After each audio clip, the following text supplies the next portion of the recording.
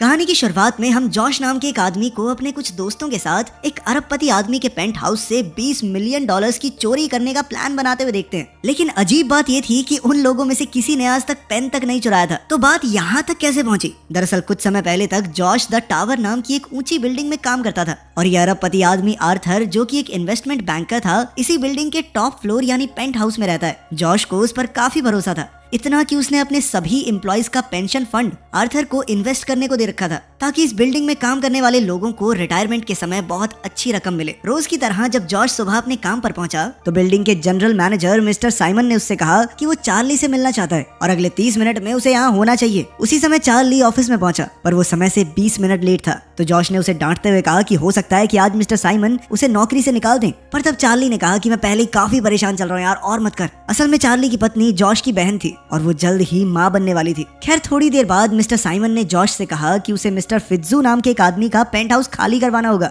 अब जॉश फित्जू के घर पहुंचा। असल में फित्जू ने काफी समय से इस पेंट हाउस का किराया नहीं दिया था। पहले तो वो काफी अमीर हुआ करता था पर फिर उसका सारा पैसा डूब गया। जॉश ने उसे जल्द से जल्द घर खाली करने को कहा पर जब फित्जू ने उससे थोड़े और समय की मोहलत मांगी तो जॉश को उस पर दया आ गई और वो मान गया। खैर शाम को जब जॉश घर लौट रहा था तो बिल्डिंग के डोरमैन लेस्टर ने उसे बताया कि वो अगले साल रिटायर होने वाला है क्योंकि उसने अपना सारा पैसा बहुत बढ़िया तरीके से इन्वेस्ट कर दिया है। उसके बाद जॉश और लेस्टर ने देखा कि बिल्डिंग के बाहर एक गाड़ी पिछले 2 दिन से खड़ी थी। तभी अचानक उसके आसपास से कई आदमी निकले और जॉश को लगा कि बिल्डिंग में चोरी होने वाली है, इसीलिए उसने लेस्टर को तुरंत दरवाजा बंद करने को कहा। फिर वो फटाफट अंदर गया और सबके सामने कोड ब्लैक चिल्लाने लगा। उन्होंने सीसीटीवी में देखा तो उन्हें वो आदमी कहीं दिखाई नहीं दिए, मगर जल्द ही उन्हें खबर मिली कि उन लोगों ने आर्थर को अगवा कर लिया है। अब जॉश आर्थर को बचाने के लिए बहुत तेजी से उनके पीछे दौड़ा पर तभी अचानक एक औरत ने उस पर जोरदार वार करके उसे गिरा दिया और उसी पल वो ट्रक सड़क पर पलट गया। जॉश ने सबको समझाने की कोशिश की कि आर्थर बेगुनाह है और ये लोग उसे अगवा करके ले जा रहे हैं, मगर तब उस औरत ने बताया कि उसका नाम एजेंट क्लेयर डेनिम है